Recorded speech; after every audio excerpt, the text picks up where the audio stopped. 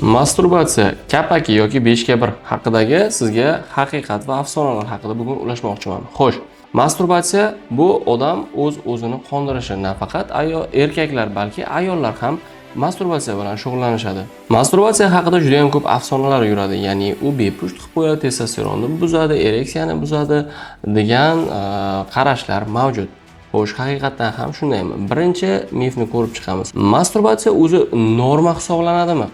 Rivojlangan hozirgi zamonda ayollar ham, erkaklar ham hayot davomida masturbatsiya bilan shug'ullanib turishadi. Hamma demoqchi emasmiz, lekin ko'pchilik. Xo'sh, agar bu sizning hayot tarzingizga, psixologiyangizga ta'sir qilmasa, masturbatsiya umuman zararli hisoblanmaydi. Xo'sh, masturbatsiya haqidagi afsonalar. Masturbatsiya testosteronni tushiradi. Xo'sh, masturbatsiya qilish hech qachon sizning gormonlaringizga ta'sir qilmaydi, chunki masturbatsiya bu tabiiy bo'ladigan jarayon, undagi qon aylanishi yoki boshqacha jarayonlarga sabab bo'lmaydi. Shunday ekan, testosteronga umuman aloqasi yo'q.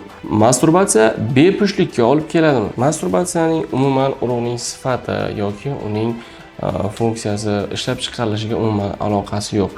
Faqatgina siz urug' topshirishdan oldin, agar spermogramma tekshirmoqchi bo'lsangiz, urug' topshirishdan oldin 2-7 kun oralig'ida spermogram, ya'ni sperma chiqarmagan bo'lishingiz kerak. Uchinchisi, masturbatsiya ereksiyani buzadi. Masturbatsiya ereksiyaga umuman aloqasi yo'q, lekin shunaqa nyuanslari bor. Agar siz pornografiyaga qaramlik paydo bo'ladigan bo'lsa sizda, doimiy siz pornografiya videolarini ko'rib turib masturbatsiya bilan shug'ullanadigan bo'lsangiz, ertaga real hayotda sizda ereksiya bilan bog'liq muammolar paydo bo'lishi mumkin. Bundan ehtiyot bo'lish kerak. Hattoki ereksiyaning, ya'ni ikkinchisiga xohishni yoki o'sha real hayotdagi ayol bilan aloqa qilishga xohishning pasayib, masturbatsiyaga xohishning kuchayishi paydo bo'lishi mumkin. Qachon bu muammoga aylanadi? Agar sizda turli xil psixologik o'zgarishlarga sabab bo'layotgan bo'lsa va siz juda ham ko'p masturbatsiya qilishga majbur bo'layotgan bo'lsangiz, har kuni bu narsani qilishga intilayotgan bo'lsangiz, o'rganib qolgan bo'lsangiz va sizni bu har xil turli xil